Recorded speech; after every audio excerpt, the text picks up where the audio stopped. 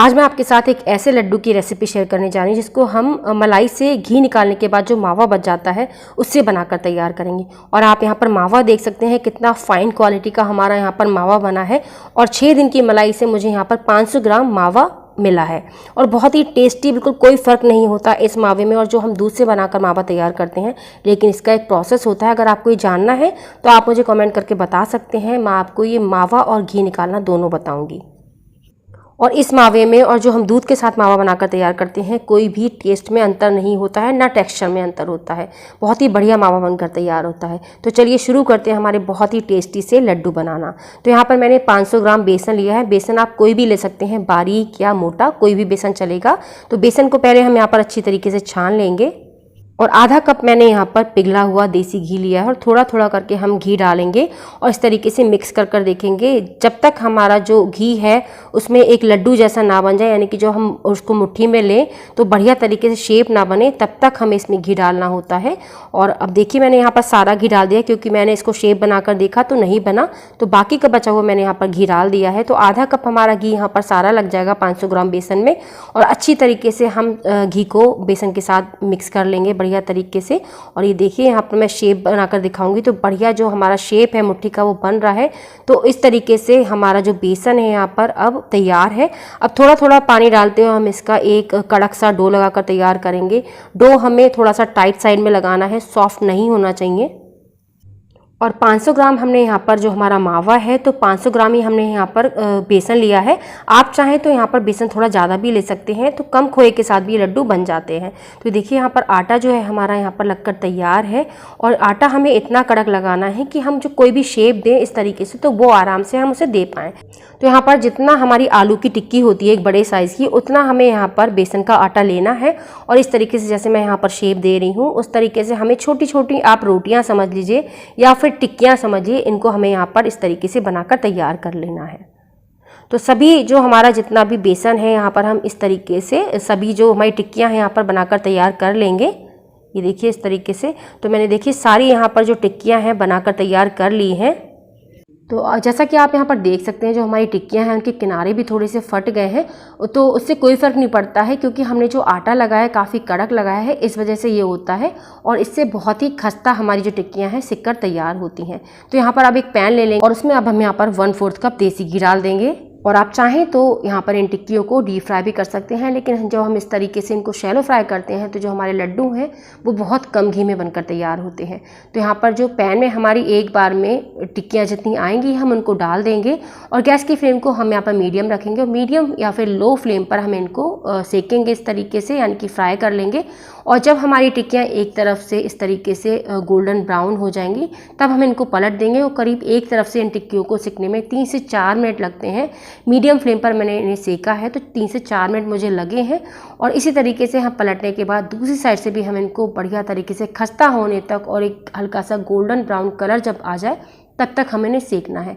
तो यहाँ पर जो टिक्कियाँ हैं अब हमारी सिककर तैयार है। अब हम इनको इस तरीके से निकाल लेंगे और इसी तरीके से जो बाकी टिक्कियाँ हैं उनको भी हम फ्राई कर लेंगे। और ज़रूरत लगेगी तो थोड़ा सा घी हम और डाल देंगे। बहुत कम घी में ये हमारी जो टिक्कियाँ हैं फ्राई होकर तैयार हो जाती हैं, क्योंकि जो हमारा आटा है उसमें भी हमने घी डाला है और जो आटा हमने लगाया है वो भी कड़क बनाकर तैयार किया है, तो बहुत कम घी लगता है इनको फ्राई करने में। तो देखिए मैंने सारी टिक्कियों को यहाँ पर फ्राई कर लिया है और पूरी तरीके से यहाँ पर टिक्कियों को मैंने ठंडा कर लिया है। और अब हम यहाँ पर एक मिक्सी का जार ले लेंगे। उसके बाद इस तरीके से हम छोटे छोटे टुकड़े कर कर इनको डाल देंगे मिक्सी में और बढ़िया सा हमें इनको एक फाइन इनका पाउडर बना लेना है। जितना बारीक आप यहाँ पर इसको पीस सकते हैं उतना पीसिए, क्योंकि फिर भी इसमें एक दाना रह जाता है। तो यहाँ पर जो एक बार में हम टिक्कियों को पीसेंगे वो 3 या 4 को ही पीसेंगे, जिससे बढ़िया तरीके से हमारी टिक्कियाँ फाइन हो जाएं और ओवरलोड ना हो हमारी मिक्सी। तो यहाँ पर देखिए मैंने बढ़िया तरीके से यहाँ पर इनका फाइन एक पाउडर बनाकर तैयार कर लिया है और फिर भी ये दानेदार है। और अब हम यहाँ पर इस बेसन को छान लेंगे, क्योंकि कोई अगर टुकड़ा रह गया हो बेसन का तो वो अलग हो जाए, और अगर कुछ बचेगा तो वापस से हम इसको दोबारा से पीस लेंगे। तो हल्के जो मोटे छेद वाली छन्नी होती है ना, जिससे हम सूप बनाकर तैयार करते हैं, वो वाली हम यहाँ पर छन्नी ले लेंगे और उससे बड़े आराम से जो पाउडर है हमारा बेसन का वो छन जाता है। तो देखिए कुछ भी यहाँ पर बचा नहीं है, बहुत हल्का सा ही यहाँ पर कुछ दाने बचेंगे, उनको हम वापस दोबारा से जब हम टिक्कियाँ पीसेंगे उसमें डालकर पीस लेंगे। तो मैंने यहाँ पर सारा जो हमारी टिक्कियाँ थी उनको पीस कर और छान कर तैयार कर लिया है। और अब हम यहाँ पर इस बेसन को दोबारा से भूनेंगे। आप चाहें तो ऐसे भी बिना दोबारा से भुने भी इसके लड्डू बना सकते हैं, लेकिन इस तरीके से दोबारा से जब हम भूनते हैं तो हमारे लड्डू का टेस्ट और भी ज़्यादा बढ़कर आता है। और बेसन को भूनने के लिए हमने यहाँ पर एक भारी तले की कढ़ाई लेनी है। तो हमारा जो पैन में घी बचा हुआ था वो भी मैंने डाल लिया है और आधा कप से थोड़ा सा कम मैंने घी और डाला है। और घी को हम अच्छी तरीके से गर्म होने देंगे। अब मैंने यहाँ पर एक बड़ा चम्मच गोंद है, जो खाने वाला गोंद होता है, लड्डू और मिठाइयों में हम इस्तेमाल करते हैं, तो एक चम्मच गोंद को मैंने यहाँ पर बढ़िया गर्म घी में फ्राई कर लिया है। और देख सकते हैं आप यहाँ पर जो गोंद है हमारा बढ़िया तरीके से फ्राई हो चुका है। अब हम इसको निकाल लेंगे और गैस की फ्लेम को हम यहाँ पर बिल्कुल कम कर देंगे। उसके बाद जो हमने बेसन को तैयार करके रखा हुआ है वो डाल देंगे। और अब हमें यहाँ बेसन को लगातार चलाते हुए भूनना है। तो मैंने यहाँ पर गैस की फ्लेम को मीडियम किया हुआ है। जब ज़रूरत लगी है तब मैंने गैस की फ्लेम को कम भी किया है। तो उसी हिसाब से भी आपको भी करना है। जब ज़रूरत लगे कि गैस हमारी बहुत जब हमारी हीट ज़्यादा हो रही है तब हम गैस की फ्लेम को बिल्कुल सिम कर देंगे, और ज़रूरत लगेगी तब हम गैस की फ्लेम को मीडियम कर देंगे। और लगातार हमें बेसन को चलाते रहना है। और हो सकता है आपको कम समय लगे, हो सकता है आपको ज़्यादा समय लगे। मुझे टोटल यहाँ पर 11 मिनट लगे हैं। और बढ़िया तरीके से देख सकते हैं बेसन हमारा भुनकर तैयार है। और रंग में भी आप यहाँ पर अंतर देख सकते हैं।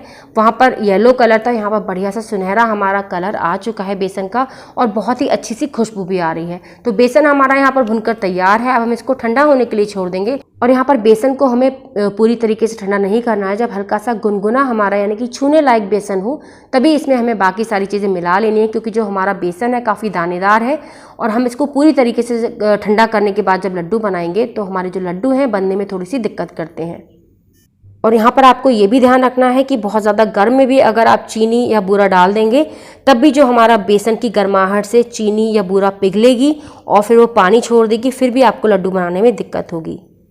और जो हमारा मावा है मैंने उसको एक बार मिक्सी में चला लिया है, क्योंकि जो मावा था मैंने फ्रिज में रख दिया था बनाने के बाद, तो हल्का सा उसमें दाना बन गया है। और आप अगर ताज़ा मावे से बना रहे हैं तो आपको मिक्सी में चलाने की कोई ज़रूरत नहीं है, या फिर आप कद्दूकस भी कर सकते हैं। तो 500 ग्राम हमारा बेसन है, 500 ग्राम हमारा मावा है और 800 ग्राम मैंने यहाँ पर बूरा ली है। आप यहाँ पर चीनी भी डाल सकते हैं पीस कर। और जो हमने गोंद को फ्राई कर रखा हुआ था वो डाल दिया है। कुछ मैंने यहाँ पर काजू और कुछ बादाम और थोड़ी सी मैंने यहाँ पर 5 से 6 इलायची को कूट कर डाला है। और सभी चीज़ों को यहाँ पर हम अच्छी तरीके से मिक्स कर लेंगे। और बिल्कुल परफेक्ट यहाँ पर मैंने मीठे का नाप आपको बताया। और हल्का सा अगर आपको मीठा पसंद हो तब आप यहाँ पर 900 ग्राम चीनी डालिए, और हल्का सा अगर आपको फीका पसंद हो तब आप यहाँ पर 700 ग्राम चीनी डालिए। ये जो 800 ग्राम चीनी है बिल्कुल परफेक्ट जो हलवाइयों वाला मीठा होता है वो मैंने यहाँ पर आपको नाप बताया है। और अब यहाँ पर इस तरीके से हम इसके लड्डू बांध कर तैयार कर लेंगे, यानी कि लड्डू बना लेंगे हम इससे। और हल्के गुनगुने जब बेसन में आप सभी चीज़ों को मिलाते हैं तो बहुत ही आराम से हमारे लड्डू बनकर तैयार हो जाते हैं। तो थोड़ा सा आपको टेम्परेचर का ध्यान रखना है बेसन का सभी चीज़ें मिलाने से पहले। और अगर कहीं भी आपको ये लगे कि जो लड्डू हैं आपके बनाने में दिक्कत हो रही है तो थोड़ा सा आप इसमें घी और ऐड कर लीजिए, तो आपके लड्डू बहुत आराम से बन जाएंगे। बिना घी ऐड कर भी बड़े आराम से बन जाते हैं, लेकिन कहीं अगर आपको परेशानी हो तो थोड़ा सा घी और ऐड करके आप इसके लड्डू बना सकते हैं। तो यहाँ पर मैंने सारे लड्डू बनाकर तैयार कर लिए हैं और बहुत ही टेस्टी हमारे लड्डू बनकर तैयार हुए हैं। तो आप भी ज़रूर ट्राई करिएगा। और इन लड्डुओं की जो खास बात है वो आप सभी जानते हैं, यानी कि जो हमने मलाई से घी निकाला है और उसके बाद जो हमारा मावा बचा है वो हमारे इन लड्डुओं की खास बात है। तो अगर आपको ये रेसिपी पसंद आई हो तो स्वाद भारती व्यंजन को लाइक, शेयर और सब्सक्राइब करना ना भूलें। मिलते हैं एक और नई रेसिपी के साथ, तब तक के लिए धन्यवाद।